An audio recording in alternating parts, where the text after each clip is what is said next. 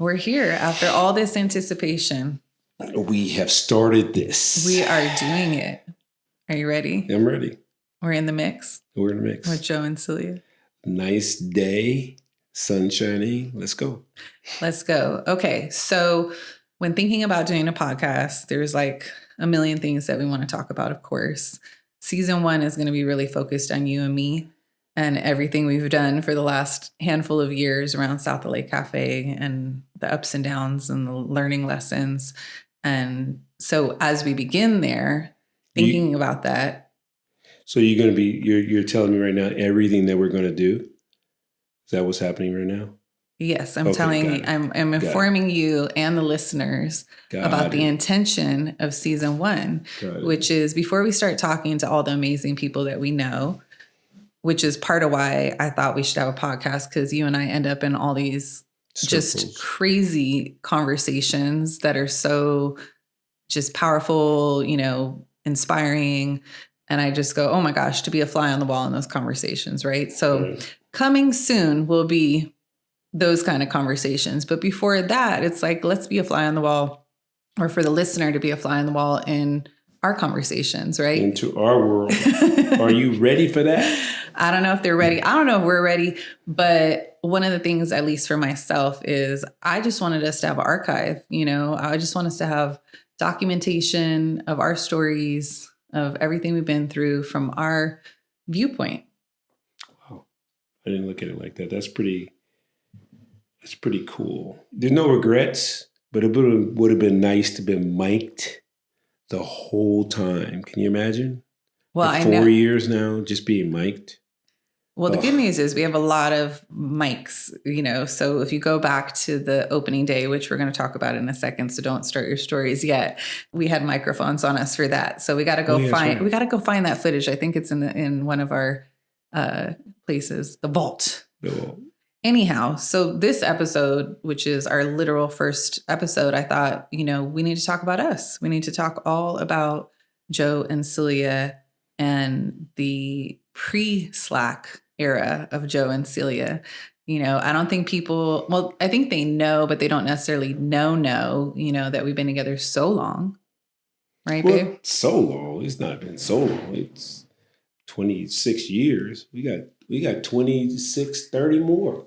Well, yeah, of course. But still, like wherever we were the other day, and we went to dinner last night and we said, you know, we're celebrating our 20th year of being married. And the woman said, you know, in Los Angeles, you know, and yeah. Like, oops. You gotta stop knocking over the set here. You know what's funny? I always fidget on stuff, but I'm going to be so good today. That was my last knock of something. Or we can adjust the set. Or we'll adjust the set next time. Give me a bigger chair, smaller table. Yeah. If it makes you feel any better, there's also a fly in the room. So you're not the only thing fidgeting. There's a fly that came to visit us in the middle of our inaugural podcast episode. Don't have me doing Obama. Oh, God. Remember when he hit that fly? So I thought it would be fun to talk about our love story, our own backgrounds as far as our upbringings, and a bit more. We're giving it all to these folks? We're giving it all. Why not? We've done it before. We generally talk about all this stuff. I wasn't prepared for that, but okay. There's no preparation. So for everybody who's listening, Joe just showed up, and whatever we say today, he has not thought at all about it. It's just going to flow right out of his mouth, which is usually where all the gems come from, right? Okay. I'm serious. I'm ready. That's the way you go. So that being said, babe, we're going to start with our love story. Let's go back to the beginning. You want to start or you want me to start? I want you to start. You want me to tell it like it is, or my version? This is what's going to happen, folks. I'm going to tell my story. She's going to tell her story. And then you guys have to figure out what the truth is. Okay. Because there's always 3 sides to everything. But anyway, people say 2 sides. No, there's a third. It's the actual truth. So my truth is I had an encounter with this beautiful young lady. Would that be me? That would be you. Okay. Celia Wallace. Or Celia Mann at the time. Celia Mann. I saw her and I said, "Wow, who's the new?" She came to one of our referee meetings, and I saw her like in 6 or 7 rows back because I always sat in the front. So she was like midway or to the back of the room, and I said, "Dang, who's this? Who's this?" Okay, already I got to give some cutie?" context in the What? story. All right, because you already jumped into that I'm at a referee meeting, but people might not even know what a referee is, what we're talking about. Okay, we like refereed for a few years. We were referees. We were basketball referees. And you were at this time a very established high school, junior college basketball referee. Lower level. I was at UCLA finishing my undergraduate, and I had been a high school athlete playing basketball. Wasn't quite good enough for D1. I got accepted to UCLA academically and decided to go to UCLA. And so while I was at UCLA, I was like a reigning intramural champ. But by the time I was... You beat up all the intramural people because you had some talent. Yeah, that's what I said. It wasn't enough to be D1. Got it. Yeah. I mean, I was like D2, D3, but the offers I was getting from D2 and D3 schools, like if you grow up in LA your whole life and then you get into UCLA, it's really hard not to go to UCLA. Yeah. Right now, we're hoping our kids end up at UCLA, right? Or USC. Well, USC is $90,000 a year. Right. Yeah. So that's sort of... So if they end up there, then we're gonna need some help, folks. but they'll pick. Whatever one they pick will be nice. To be honest with you, so I hear you. So back to the beginning though is just to give the background and the context of the beautiful woman walking into the room that you fell in love with, named Celia Ward Wallace. But I didn't fall in love that day. No, a couple days later, but yeah. But anyhow, the initial meeting was because I was at UCLA wanting to become a referee because one of my mentors has said, get into refereeing basketball. You love basketball. Get into refereeing basketball. It's a way to stay around the sport. It's a way to stay around the sport, and there's a lot of potential for you to make it and make good money in it. Which I had no idea about refereeing basketball, and probably everybody listening to this has no idea about refereeing basketball. Anyways, but so that being said, I was young and up and coming, trying to learn about refereeing. I had no experience in it. You were more of a veteran official that was in your heyday, getting all the big games. So with all that said, she came to a meeting from another unit, and I saw her, and I said, "Woo," and then that was it. You see beautiful people all the time, to be honest with you, but not as striking as that. So I did a woo, and I put it in the back of my head, like, I'm going to check her out eventually. And then time went by. Months went by. Like the whole season, because that was at the beginning of the referee season, basketball season. And I didn't see you till the end when you showed up, which I didn't make the connection, really. Well, I didn't know that you had seen me and said woo in the first place. That's new? You didn't know at that time. I've always told you that. But anyway, so you came to you were supposed to what? I'll tell this part of the story. Yeah, please. Since you don't know that part. But when you're a new referee, part of what they have you do is go watch other referees' games and take notes so you can learn and go talk to them, ask some questions, right? So I looked up, what was the biggest game happening nearby. It was a game at Cal State Dominguez Hills. I think it was the state semifinals or something like that. I go, I'm all dressed, buttoned up in my little business suit, nerdy khakis and It was not nerdy. I have never been nerdy. Okay. I'm just saying it wasn't like you were going to the club. It was obviously, yes. Yeah. So it wasn't nerdy. It's called it's called professional. Business attire. It's called a woman in the workplace dressing professionally. Business attire. All that to be said, came to the game, sat in the stands, watched the game, and came at halftime and never told me how I did in all those years. You never gave me an evaluation to me. You might have sent it back. But you never told me. But we'll talk about that later in another episode 2. But anyway, you did. So I go at halftime. I'm knocking on the door. You knock on the door. So you came in, and me and my partner had been working together for years. So our pregame was almost done in the first 30 seconds that we walked. I mean, our halftime talk was almost done By the Y'all time didn't even have one. Let's be honest. No, we did. He was an old school guy. No, we did. Okay. I'm telling you. You just dapped each other and said, we good job. dapped each other and we said 2 or 3 things that we could adjust. And that was it. It ain't that much adjusting when you're perfection. No, when you're this game was honestly easy for us. That's why we were picked to do it. So anyway, so it wasn't that much to say. And the game was going smooth. There wasn't any problems in the game either. That was a good thing. Or unless maybe you saw something, but we didn't. And then we were just kind of relaxing and you knocked on the door. And again, I said, woo. And what did you tell you? What did you ask me? Like, can you listen in on our pregame? So me and him made up some stuff. No, that's not true. That's not what happened. We already finished. Just listen. Let me tell you what happened. I said, can I sit in on your halftime talk? And you said, sure, come on in. And you guys had already finished. So you and I just talked. We just had a conversation. I thought and it was did something. I thought that came after. And it was very quick, but memorable. You made such a strong impression on me that at that, back in the day, right, this is before cell phones, right. This is like just right when pagers were happening. This is in 1997, y'all. And pagers are just about to go out, actually, for me.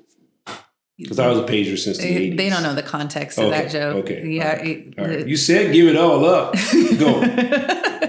The bottom line is, I definitely was feeling you. I think you just thought it was one of many random, beautiful women that were coming in and out of your life. But for me, I was definitely feeling you. I thought that you were probably married, so I did not want to advance on you. But in my mind, as I left, I thought that guy is so attractive and also has such a great personality. Like, if I wasn't here in a professional capacity, I would have been like, hey, let's exchange information, let's hang out or something.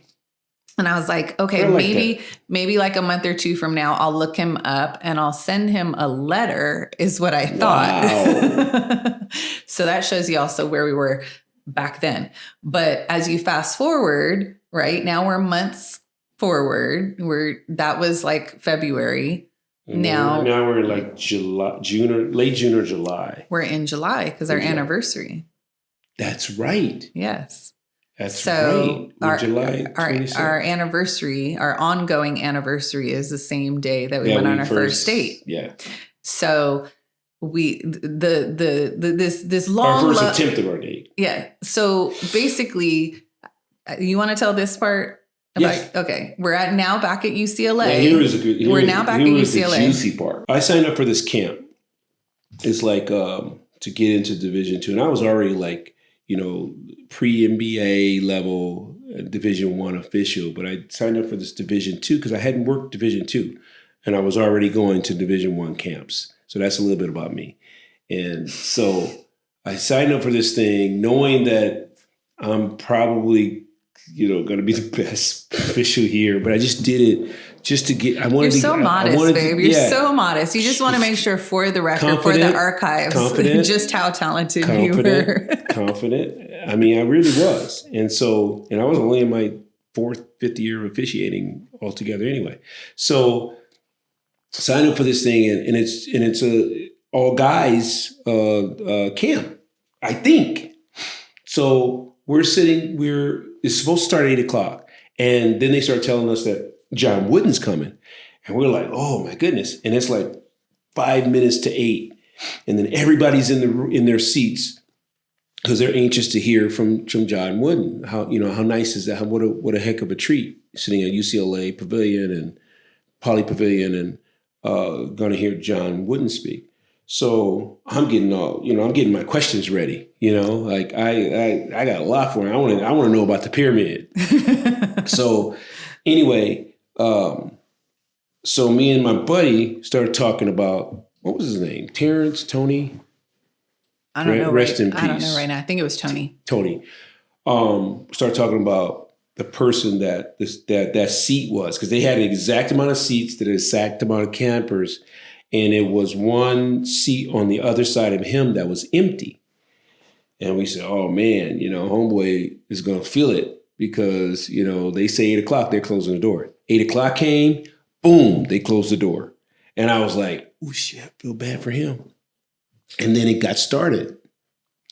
And they were like, well, we're getting ready to bring John Wooden in. So, get ready, whatever, warming us up. Because by that time he was on a wheelchair.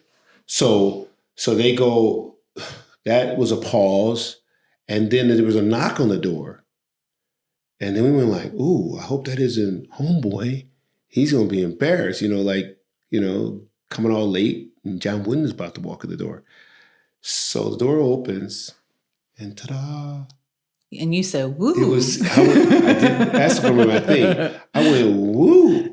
In my mind, I looked at my buddy and he was messing with his papers or something. Just to clarify, it was me that walked through the door. Yes. And we didn't. We're making the connection with all the woo. Woo's you. So woo. Woo. So anyway, the seat, remember I said the seat next to him was empty.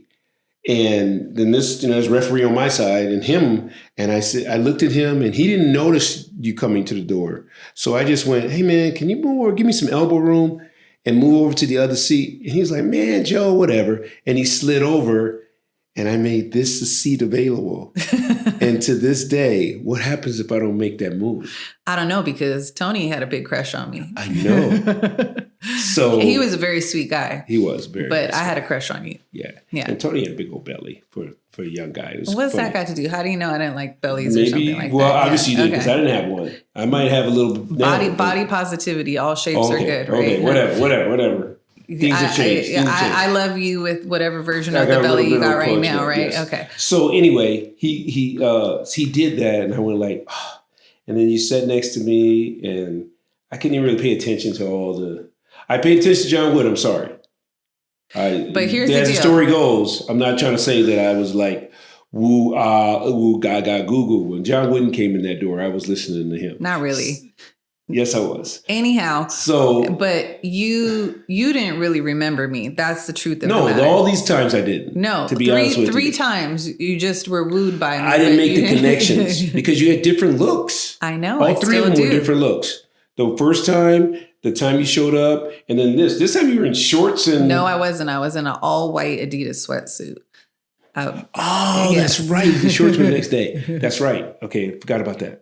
Okay, so anyway, I'm gonna take it from here. No, I want to continue. Okay, and then basically we're out of each other's sight all day long. Yeah, so people understand the way these camps go. It's like a professional development camp where you actually go referee basketball games and people like evaluate you and give you feedback. So throughout the day, you might have 2 to 5 games, depending on how long they are that you're doing, and you're working with a bunch of different referees. Did we have won the first game together? No, we had our last game together. Yeah, okay. Our last game, but we hit it off immediately when we're seated next to each other. And then they said, okay, go do your games.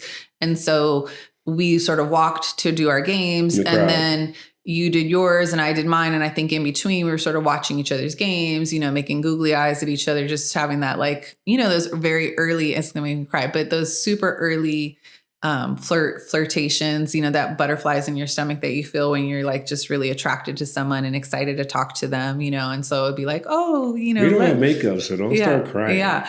And then, but by the end of the day, this long day that was just like, how they talk about like with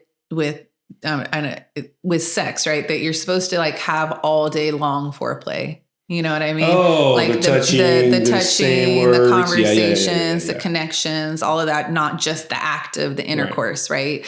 And so I feel like, although we did not have intercourse that night, just to clarify, I felt like it was an all day foreplay. Like it was this flirtation. It was a courtship. That's a beautiful way of putting it. You definitely courted me in general in the early stages of our relationship. And I love that. Like, you're so romantic. I'm advancing our love story, but just to say you're so romantic. And I actually think that this day, as we finish up this day and the story will show just how romantic you are. But by the end of the day, our last game, we're now at the men's gym at UCLA, which is another gym. It's a smaller gym. It's actually, since I was a student at UCLA. Was it the next day? No. Okay. The end of the first day, our last game was at the men's gym. Mm-hmm. I was a student at UCLA and I used to play at the men's gym because now it's normal to have, all genders playing together or pick up basketball. But and this is late 90s. There wasn't that many women going to play basketball with the guys, but I was. So I was very familiar with the gym, but this time I wasn't there as a player. I was there as a referee. And our last game we had together, and we had a third partner, and it was this guy that just was, sort of on his way out, didn't know really what he was doing anymore. And he was just making so many mistakes in the game. And by this point, we were so feeling each other that it was just so fun. It was like silly. We were just like refereeing. We made up for him as much as we could. Yeah, we were just sort of making eyes at each other, laughing, and just being like, oh my God, this guy's crazy.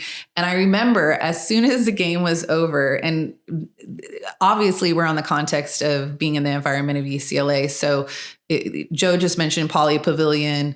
I mentioned the men's gym. So they're, like 500 feet apart or something like that. Like it's a little walk. You got to walk from, you got to walk from one to the other. So I just remember as soon as that game was over, that was the end of the camp for the day.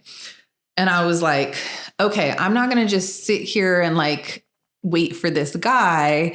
But you did. Well, no, I was playing a little bit of a game, right? I was like trying to see how much into me you were. So I was like, okay, I'm just going to walk back and get ready to leave for the day.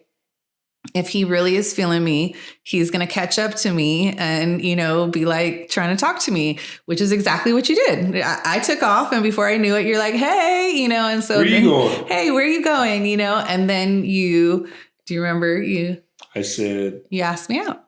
Did I right then? Well, you wanted to go out that night. That's right. And I wanted to go out that night. I would have gone out that night, but my sister was just back in town after taking a long trip, and she and I are super close, and I had already made a commitment to hang out with her that night, so I couldn't do that. But that's what led to me saying, well, I'm actually coming back tomorrow. I'm going to be here tomorrow. Right. For extra games or something. For extra games. They scheduled me to do these extra games. And I was like, how about you? Are you going to be here? And you said... I wasn't on the schedule, but... Well, you're giving the punchline. I said, yes, I'll be here. Yes. I'm supposed to come do some games. Yeah, exactly. And so then you walked me to my car in the parking lot, and I left for the night. And then I came back the next day, and I came and I started doing my game, and I was looking for you. Pavilions, Polly, there's a second deck. I was on the second deck watching your game. And then we made eye contact. Yeah, I saw that you were there, and I was excited about that. And then the game ended. I said peace, but you didn't see me say peace. But go ahead. You, as if you remember that you said peace to me. I went like, I'm out. All right. Well, anyways, you said you're out. I didn't know that. That didn't make any sense. Anyways, why would you be out? But so you hadn't even made a connection with me. You didn't even exchange phone numbers yet. Why would you leave me? Why would you leave me? But the reason was I had an MBA. Well, you can't say that. Again, you're giving the punchline. Oh, wow. I don't know what I'm doing here. This storytelling. Let the story unfold. Oh, okay. But the point is, you left me, and you left the game. And when I was done, and I was looking for you so that we could, exchange information, I was like, my God, this guy's left me. And so I went back. Guess we're not going out. I guess we're not going out. I guess I'll have to send him a letter, find him again, and send him a letter, snail mail. But I go back to the car, and I had parked in the exact same spot, same car, same spot as I had the day before.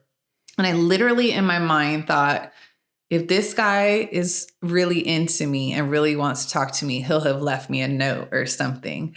And of course, I get to the car, and there's a little business card, popped, with a note attached to it. Push right into the little window with a little note from Joe saying, I'm sorry I had to leave. I was actually booked to referee somewhere else. Here's my number. I want to take you out on a date. Give me a call. And of course, I called. And what were you going to say? I still have that piece of paper. We still have that. Yeah, absolutely. And I called. And so the next day, we went on our first date. You want to tell that story? Oh, my God, marathon. Well, before that, though, the picking me up. Oh, Jesus Christ. So we arranged a date, and then I'm going to pick her up. Now, remember I was talking about the different looks, right? So this will all fit. You guys will understand this. So I pull up in my black Camry, all shiny and clean. And it was a nice Camry. I really like that Camry. It was the bubble one, remember? The bigger one? So I roll up in my Camry and come in to pick her up. Old fashioned, I would have got out of the car, go and knock on the door, but we had prearranged that I'm going to pull up and she's going to come out or be ready, waiting. It's actually you were waiting, and I pulled up. So I pulled up, and then there's just people all around, and then I see this one young lady crossing the street, and here comes that woo again. I went, because my woo is not exclusive yet.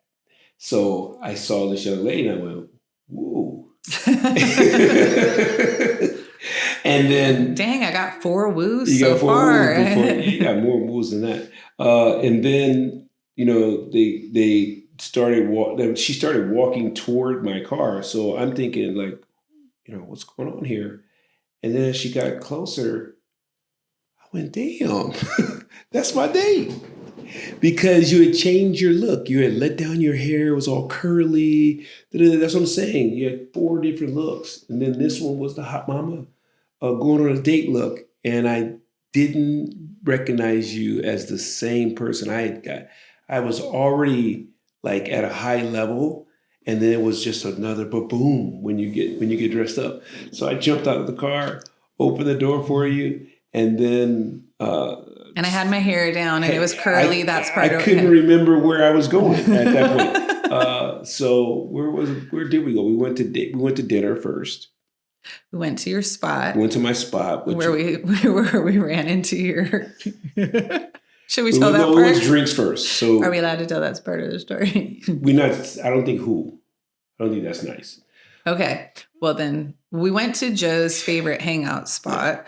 And at that hangout spot, the waitress that was initially our waitress was somebody that Joe had previously casually dated who is someone that is a star, a current day superstar on a primetime show that everybody loves for 20 years. But we're not going to say who that is. But back then, she was just an aspiring actress. Hadn't gotten her she big was not famous, role yet. And she was just a casual person you were dating. But she did like you, and you liked her, and at least at the time. But maybe she didn't get the memo that you weren't dating her anymore because when you showed up and I was there, and it wasn't like I was dating her. That's what's weird about it. I hope you guys don't figure out who this is because it's not nice to be talking about people, but it is. It wasn't like we were like, we're girlfriend, boyfriend. We were just, it was every now and then, like I would call you and talk to you and hang out with you, but it wasn't a woo. It wasn't a woo. You have to say, no, it wasn't a woo. It wasn't a woo. Okay, you just got to say that. The bottom line is you took me to your favorite spot and then we just kept going and going and going. It was just one of those marathon dates where we were just being so open, so honest, very vulnerable. Things you don't normally do on a first date as far as being vulnerable, because you don't know if this person is going to be the one, but I'm going to speak for me. I felt comfortable and I just let go. Like, it's either she's going to like this or I won't see her tomorrow, or not like it, but deal with this. Like me. Yeah. And so you told me all about, we shared everything. Yeah, we shared everything. It's like a no on a first date, people. But I think it might be a yes. It's got to be, it's got to be the person. Because if it's not your person, that if you're just going out for a casual date, and which we thought it was at the beginning, right? I mean, I didn't know you were going to be my wife. I think you did by the end of the first date. I did after about 3 months. Well, 3 months. Come on now. 3 months. Okay, now you're advancing the story. So let's finish our date 1, and then we're gonna do some summary on where we've gone from there in the 26 years. But really wanting to just let people know, like the first date we ever had cemented it. It was a one and done, like I just remember feeling, I was young, and I had dated many people, and I had not ever dated anybody like you. And I had never been treated the way that you treated me. You know, you were such a gentleman. You were so romantic. You were so honest and open and vulnerable.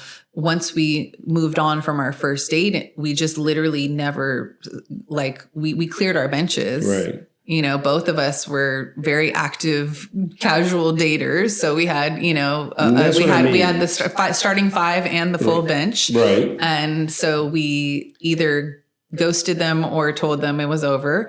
And you and I never went on another date with another person since. It's crazy. And that was 26 years ago. It's insane. Yeah. 20 years married, 26 years ago. And that first date was our anniversary that we cemented for our relationship because we were exclusive from our first date. And then we got married on the same date, and we've just carried that date on, you know, for you know, infinity and beyond, as they would say. It's my idea to get us married on that same date. It was your idea to get married on that date. Yeah. Thank you. And so you didn't want to in July. Remember, it's hot, mosquitoes, or whatever you're talking about. I wanted to get married in July. Okay. Because it's a summer wedding. Yes. Malibu. Out to the lagoon. We were worried about mosquitoes, though, remember? I don't remember that. That's what you want to think about is our wedding, and that we were worried about it. I was going to buy a pump or something, or a mosquito sprayer. Yeah. And it was beautiful. It was a perfect day. No, well, just to give some context on that before we go down a rabbit hole of talking about our wedding, which maybe we won't, or maybe we'll do another future conversation about our wedding. Okay. But just to say, we were together for 6 years before we got married, another 3 years before we had kids. So we have 9 years of a whole life together before becoming a family with our children. Although, and people always say fun. But it was just a different kind of fun. Because when the kids came, we were still having fun. Of course. We have fun all the time. Yeah. I mean, you just evolve. I mean, the good relationships, good marriages, I believe, stand the test of time because you are evolving independently and also evolving as a couple. You're not going, before kids, we did. No, just do something different. Do it with the kids. Yeah, exactly. But backing it up, we had a whole life together before we had kids. And then we went into a life of having kids, but also to say that I also became a bonus mom when I got married to you. So I just want to honor the fact that I have bonus children. We have 2 kids together. And then at an early age of getting with you, I got to inherit 3 amazing bonus children that were, you know, I was like half their, what would you say? I was like, you were there half of their life. What do they call me? Gigi? Yes. Yes. But yeah, so just to say, you know, we've been through so many things together over the years, highs and lows, trials and tribulations. And, you know, in future episodes, we'll get into a lot more of the specifics of that.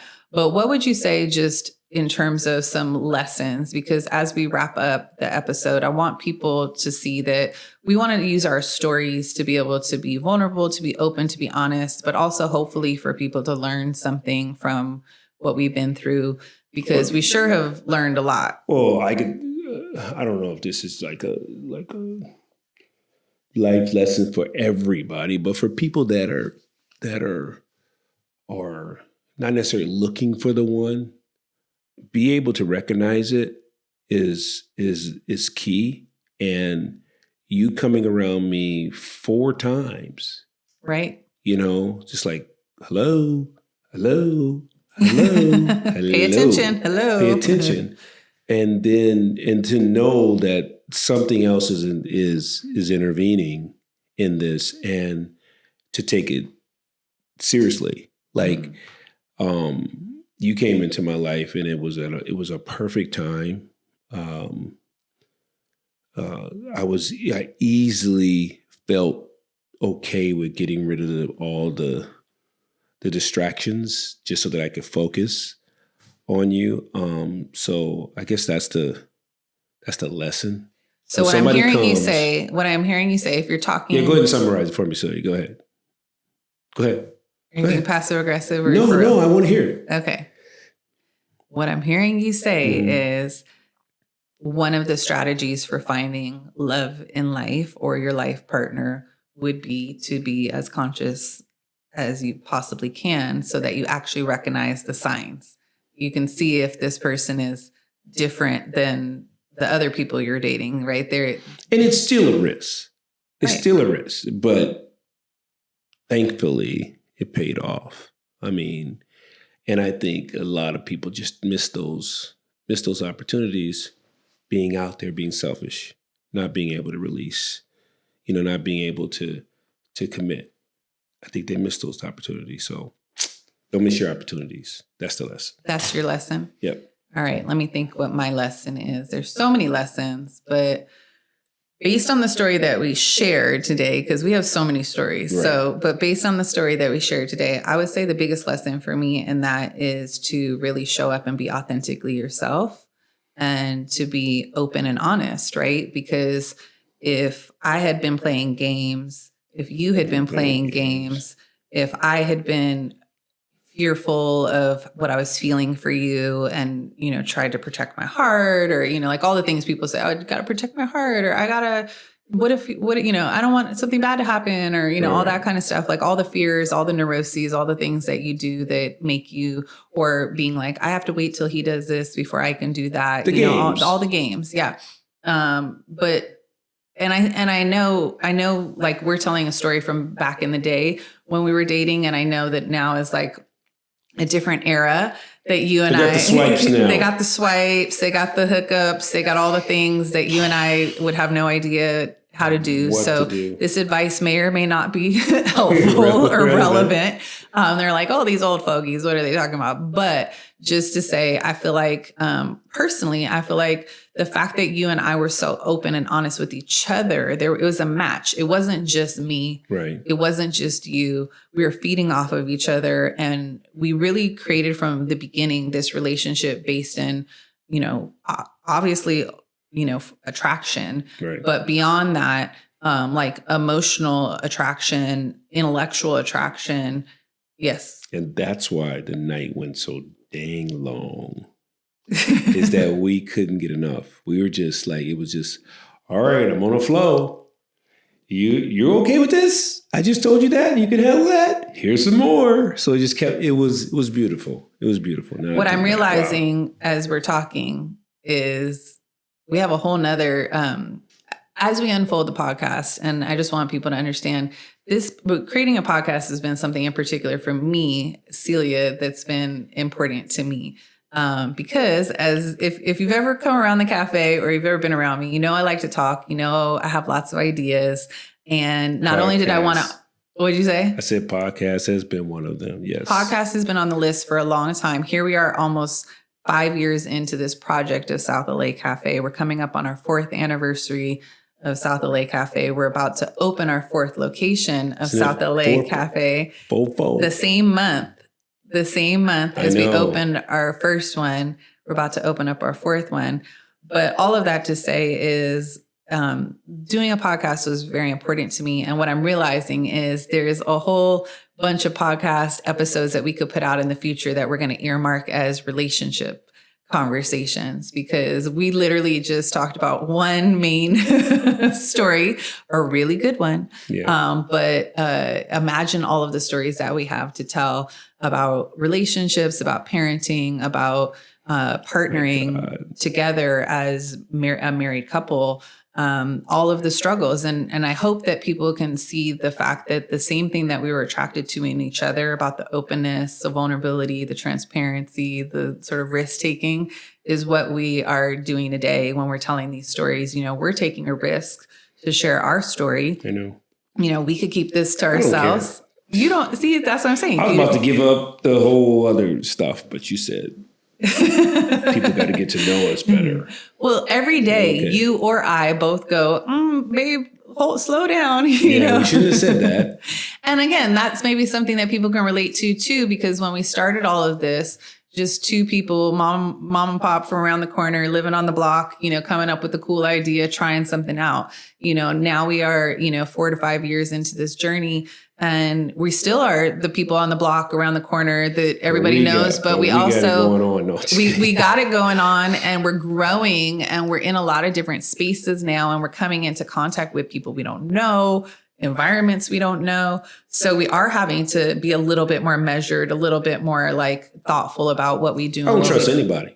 No, make up your mind. You don't trust anybody, but you want to tell all the stories. Yes, you can't have it both ways. Yes. Or maybe you can have it both ways. Yes. But where I'm trying to go with this as I wrap up today is I'm excited because that was we did it. One story that we have so many stories to tell, and hopefully people resonate with it. But even if just for us, it's a documentation of this piece of our lives and the ongoing pieces of our lives. You know, there's so many things that we're going to be able to pass down to our kids and our grandkids and, you know, the 7 generations to come that we're working so hard for. We're here to build legacy. And, you know, hopefully one day they'll be able to listen to this and watch the videos and read the books and go, dang, look you at know, great grandma. Look at she. Anyway. So that being said, on the next episode, we're going to actually take it back before we ever met and look at our origin story here on the planet. You know, who are we? Where did we come from? What's our relationship to Los Angeles and South LA? You know, who are, you know, what was our family of origin like? You know, what was the journey to get just out of childhood? Wow. So all of that is coming in more. But for today, I think we can give each other a high five and say we did it. High five it then. Bam. All right. Wait, let's do that again. That was not. Gotta pop it. All right, guys. Lots of love. Peace. Out. Hey, fam. If you're hearing this message, you've listened to the entire episode of the In the Mix podcast. And for that, we want to thank you from the bottom of our hearts. We hope you enjoyed this new episode. And if you did, please take 1 minute to hit the subscribe button to catch all future episodes. And then please give us a 5-star review.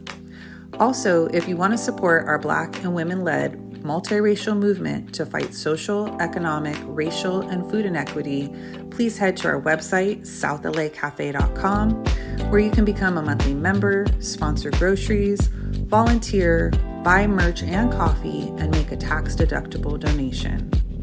Sending you lots of peace, love, and blessings from our family to yours.